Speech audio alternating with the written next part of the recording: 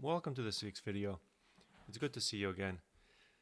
Truthfully, I should have probably released this video a while back, towards the beginning of my YouTube journey back in November, and there's been some questions on this as well. So I thought I'd do a short overview as to how I approach solvent-free painting with regards to oils, 3 ways that you can sort of tackle this somewhat important sort of way or approach to painting yourself, but I'll go more into depth with regards to paints and how they're formulated and how you can approach certain aspects of studio safety in your own work, in your own environment. Actually, I have extensive knowledge with regards to paint making. When I started painting professionally after 1999, early 2000s, I made my own paints, and in fact I made them for an extended period of time. These were mostly acrylics at that time, painting large murals.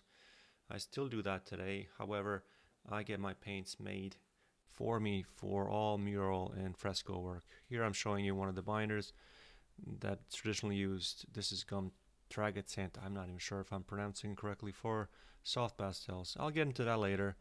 But before I get too ahead of myself, let me show you how paint is formulated. How is oil paint, or in this example, watercolor paint, formulated? Let's go.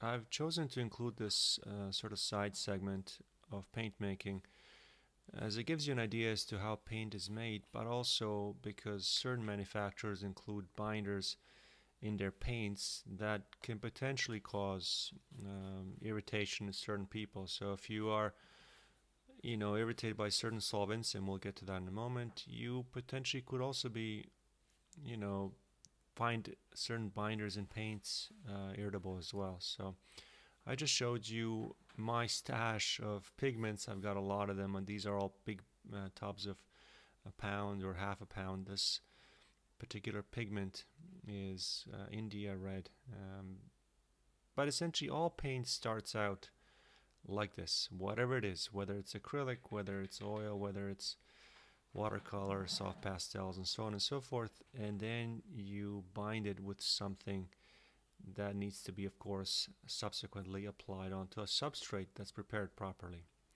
But that's another video on its own. So I've zoomed in here just to give you an idea as to what I'm doing. On top of that, for the sake of this video not being too long, I've chosen to do a small little demo which is showing you my third way, or my preferred way of working solvent free, in the top right. I'll get into that later on, but I'll mostly be narrating the main screen here. So what I've done is I've put a bit of pigment, dry pigment, this Indian red earth pigment, onto my board, and I've mixed it with 1 part gum arabic and 2 parts water, relatively easily as well. So some of these pigments do require they use a muller and a glass sort of chassis to grind down pigments, but from experience I've found a lot of the pigments, and particularly the earth ones, the yellow ochres, the light red, these brown colors, they mix really well with whatever binder you use it with. So in this case, what we're doing is we're making watercolor, or actually gouache. So the difference, of course, is the pigmentation, the amount of pigment that goes in. Gouache, essentially, they refer to it as opaque watercolor, but you can certainly modify this solution. There I've just added, as I said, gum arabic and water if you wanted to, and I'll get into that in a moment. I'll try to do these red drips. If you add more water, you can thin it down and make it more transparent. But just to show you a step further, what I've done is what I'll do is add some titanium white as well and grind it down with just a palette knife and mix it on the board, and essentially making watercolor, or gouache, as I said, depending on the amount of pigment that you use. Again, the reason I'm showing you this is so you know the process that's made or used to make these sorts of paints. This, in this case, as I said, is a watercolor example. For oil paints, it's very similar. However, the binder for oil paints is obviously oil. Now, as I said initially, most oils have binder that's oil, like safflower or poppy seed or walnut oil, on top of which, if it's a lower grade, in air quotes, or student grade paint, it'll have additional binders or fillers that in themselves could potentially be irritating to some people. So most pure oil paints does not produce toxic fumes. So as I said, the binders are oils, whatever they may be. They essentially are non-toxic and are low to no fumes. Now that doesn't mean that they don't produce certain natural odors that may be undesirable to some people. That's certainly up to individual user, but they're generally non-toxic, whatever they may be, linseed, walnut, poppy, and so on and so forth. But as I said, the lower quality ones, paints that is, they could potentially be using certain alkyd resins or dryers that could emit VOC, so volatile organic compounds. And this obviously varies from manufacturer to manufacturer. Here you can see me apply these gradations or value gradations of this India red and white. So you saw the whole process from pigment to paint to this drip exercise I'm doing right here. By the way, I've been meaning to ask you, have you noticed that a lot of these art supply stores are running out of tools or closing down entirely? I've had a bunch of people ask me where I get my supplies. I'm curious to know, in your neck of the woods, have you noticed this? Supplies going low or stores closing in its entirety? Comment down below, please, if you have some insight. So, on to my first way of painting solvent-free. Now that we know how paint's formulated, and you saw in the initial intro I was showing you Cobra paints. So the first way to do it is, of course, using water-mixable oil paints. Okay, so what are these? These are specifically formulated oil paints that behave like traditional oils, but are thin with and clean with water instead of solvents. So this formulation includes modifying linseed and safflower oils, whatever oil that they're using. For Cobras, the one that I'm showing you here, the Royal Talons, the manufacturer, I'm pretty sure they use safflower oil, and it's chemically modified to make it water mixable. So this modification allows the oil to form an emulsion with the water without compromising the drying process. Beyond using water as solvents, you can certainly use a slew of different mediums that they offer. So in the right swath there, the phthalo green, I used a quick drying medium from Cobra, which essentially just increases flow and transparency. This is something you'll have to sort of play around with yourself, but as I said, there's a lot of different mediums that each of these manufacturers offers. So I'm using Cobras here, but I do have other manufacturers' paints as well that I've worked with previously, Winsor & Newton being one of them, Holbein being another. Some are better quality, some are lesser quality, but for the most part they're very versatile depending on how you use them and what sort of stage in the painting process you are. For this second way of working solvent free, I am using traditional oils in this example mixed with Gamblin's Solvent-Free Gel.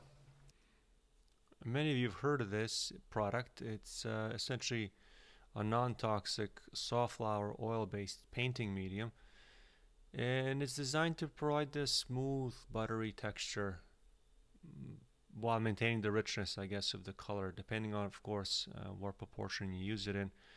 But it could be an asset if, in fact, you don't like, for some reason, working with water-soluble oils. Maybe they're too tacky for you. They do behave somewhat like traditional oils, but for some people it doesn't work. Gamblin's product is a great alternative. It is, however, a gel and not as viscous as, I should say, it's much more viscous than, Gamsol or turpentine, or of course water. And it does have a moderate drying time.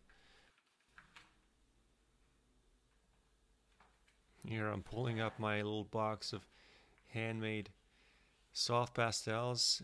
It's yet another example of what you can do if you venture down this path of experimenting with various mediums, various paints. I tend to have a tendency to sort of geek out on these things. I wanted to sort of show you this additional footage for a couple of different reasons. I've been meaning to do soft pastel work for my YouTube channel, and why I find it indispensable really as a drawing tool, and hopefully as an intro for future videos that I plan on making here. But more importantly, because I did cover pigment use in this video, I would be remiss not to sort of cover safety with regards to pigments as well. And if you do want to go down that road of, you know, experimenting with pigments, you should likely do things that I'm not doing in this video, like wearing gloves. And I am wearing a mask, but you don't see it here. But you need to be mindful of pigments and, you know, your environment around you, and keeping it clean, and, you know, not eating and not breathing that stuff in. Here I'm showing you a book that I've had for God knows how many years. It's called Formulas for Painters, and it's very indispensable as it has some really old formulas for making anything and everything painting related, from sizes to grounds to paints. Now let's see what this little demo is about. I haven't had a chance to talk about this, and this is the third way of painting solvent free, and it's probably my favorite way. And you could have likely guessed, this is just straight paint being used, no solvent and no medium. This is just Gamblin's artist grade 2 paint applied in a certain way, very impasto in a lot of sections. But it's a cute little painting of a chickadee. My daughter's been wanting me to paint this, and I found this an ideal time. I don't get a chance to paint birds that much.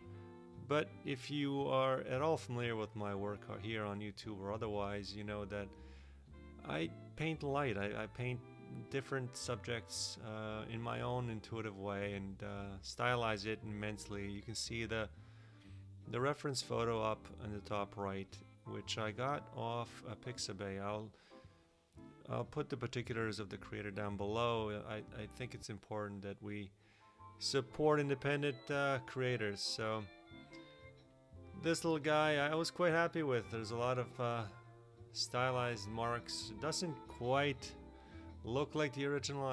In fact, I only used certain segments of the photo for references, but you'll see as we get up close, it's very stylized. It's very similar to most of my work with regards to marks, very abstract from up close, but indicative of certain representation from far away. Thank you very much for watching all the way to the end. I'm likely to have, you know, omitted certain information, or so if there's any questions, or if I've zoomed or skipped certain things, or something wasn't clear, please comment down below, and I'll get to it quite quickly. Next week we're going to go back to painting a portrait, but of somebody famous. I won't tell you who it is. It's going to be, again, using cold wax, but much more brushwork, and of course interplay of abstract and realism, mark making, color, marks, everything else. Here I'll link a video from last week in case you've missed it on cold wax that we're going to be using next week, just in case you haven't watched it. Thank you very much. I'll see you next week.